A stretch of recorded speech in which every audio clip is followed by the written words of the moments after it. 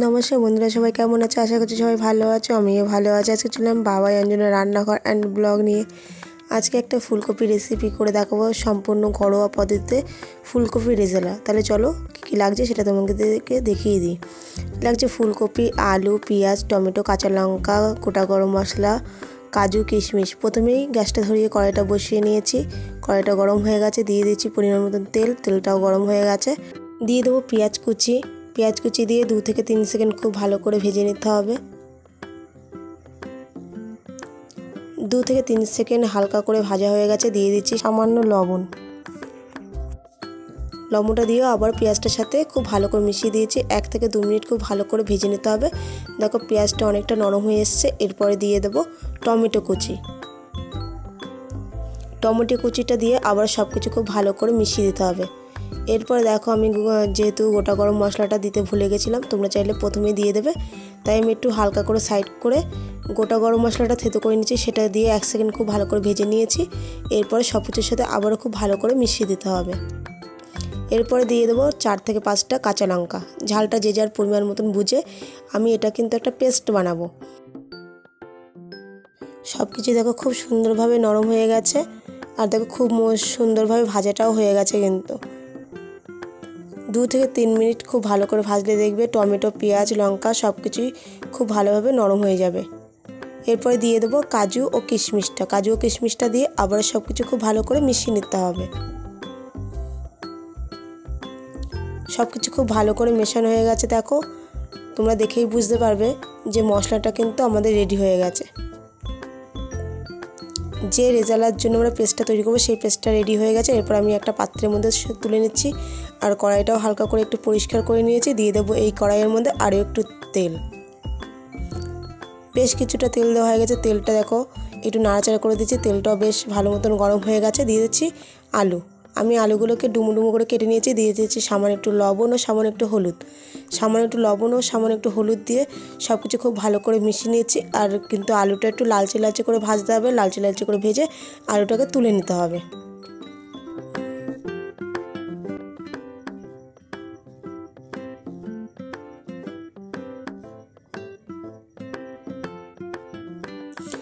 দেখো আলুটা কিন্তু খুব ভালো মতন ভাজা হয়ে গেছে। এবার আলুটাকে আমি একটি পাত্রের মধ্যে তুলে নেব। সব আলুগুলো একটি পাত্রের মধ্যে তোলা হয়ে গেছে। এরপরে ওই তেলের মধ্যেই দিয়ে দেবো সিদ্ধ করে রাখা ফুলকপি। আমি ফুলকপিটা কেটে ভাপিয়ে রেখেছিলাম। তোমরা চাইলে পরেও ভাপাতে পারো বা না ভাপাতে পারো। আমি সম্পূর্ণ আমার নিজের রেসিপি বলে আমি করছি। হ্যাঁ, তোমরা বলতে পারো যে ইউটিউব থেকে দেখেছো কি দেখেন। হ্যাঁ দেখেছি অবশ্যই, কিন্তু দেখো অত মশলা দিয়ে তো সবসময় সবাই ঘরে করতে পারে না। তাই আমি ঘরে সামান্য কিছু উপকরণ দিয়েই আজকে ফুলকপি রেজালাটা বানিয়েছি।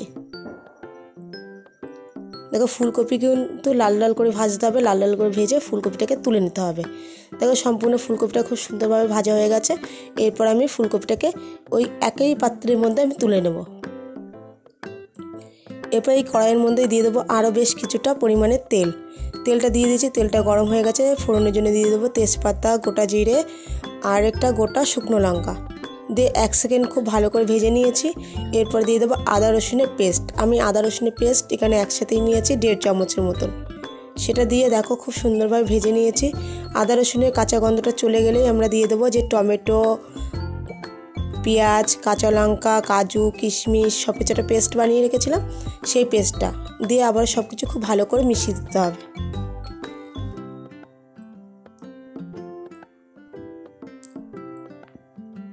এরপর এই মিক্সিটায় সামান্য একটু জল দিয়ে ভালো করে ধুয়ে ওই জলটাই আমি দিয়ে দিচ্ছি। দিয়ে আবার সব কিছু খুব ভালো করে মিশিয়ে দিচ্ছি। এরপর দিয়ে দেবো জিরের গুঁড়ো, ধনে গুঁড়ো, কাশ্মীরি লঙ্কার গুঁড়ো, হলুদ গুঁড়ো, স্বাদ মতন লবণ সব কিছু দিয়ে আবারও সব কিছু খুব ভালো করে মিশিয়ে দিতে হবে। এরপরে মশলা থেকে যতক্ষণ না তেল ছাড়ছে ততক্ষণ পর্যন্তই মশলাটাকে খুব ভালোভাবে কষাতে হবে।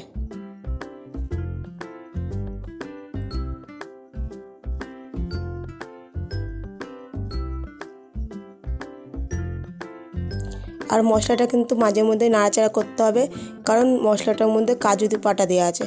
কারণ কাজুর জন্য মশলাটা কিন্তু নিচে ধরে যেতে পারে বা পোড়া লেগে যেতে পারে মশলাটা। তার জন্য মাঝে মধ্যে কিন্তু নাড়াচাড়া করে দিতে হবে। এইভাবে সম্পূর্ণ ঘরোয়া পদ্ধতিতে বাড়িতে একবার রান্না করে প্রিয় মানুষটাকে খাইয়ে দেখবে, সে অবশ্যই খুশি হবে। আর খেতেও কিন্তু অনেকটা রেস্টুরেন্টের মতনই লাগে, আমি বলছি না পুরোটাই লাগে। এরপরে দিয়ে দেবো আরও 4টে কাঁচা লঙ্কা আর একটু সামান্য জল কষানোর জন্য। এরপরে দেখো মশলা থেকে কি সুন্দরভাবে তেলটা ছেড়ে দিয়েছে। দেখো আমি আরও একটু নাড়াচাড়া করে সব কিছু আবারও খুব ভালো করে মিশিয়ে নিচ্ছি।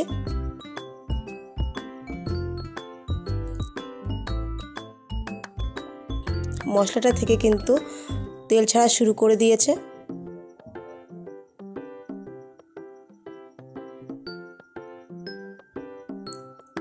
খুব ভালোভাবে মশলাটা কষানো হয়ে গেছে আর তেলও ছেড়ে দিয়েছে। এরপর আমি দিয়ে দেবো সবার প্রথমে ভেজে রাখা আলুগুলো দিয়ে আবারও খুব ভালো করে সব কিছুর সাথে মিশিয়ে দিতে হবে।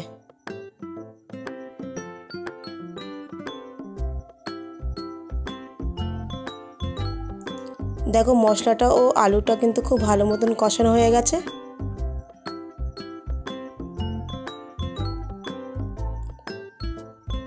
খুব ভালো মতন কষানো হয়ে গেছে। এরপরে দিয়ে দেবো পরিমাণ মতন জলটা দিয়ে আবারও সব কিছুর সাথে খুব ভালো করে মিশিয়ে নিতে হবে।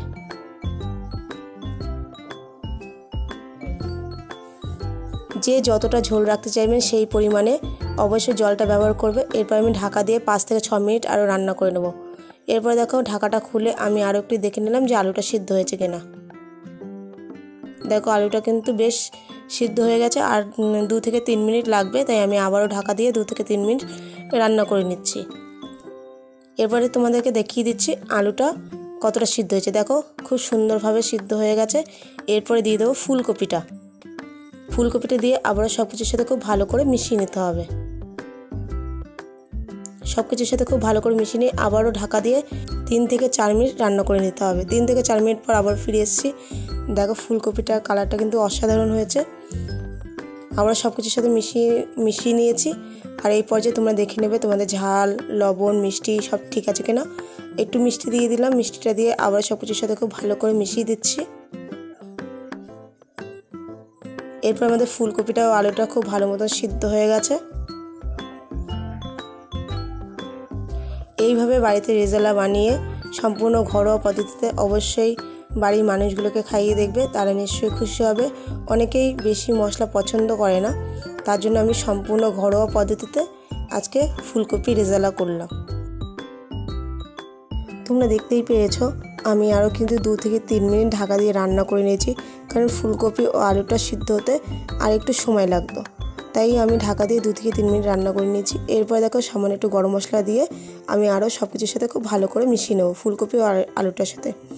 দেখো আজকে আমার রান্নাটা অলমোস্ট ডান হয়ে গেছে। যদি রেসিপিটি ভালো লাগে অবশ্যই কিন্তু লাইক, কমেন্ট, শেয়ার। যদি ফেসবুক ও ইউটিউব চ্যানেলে নতুন বন্ধু হয়ে থাকো, ইউটিউবে সাবস্ক্রাইব, ফেসবুকে ফলো করে দিও। এখন এখানেই বাই বাই।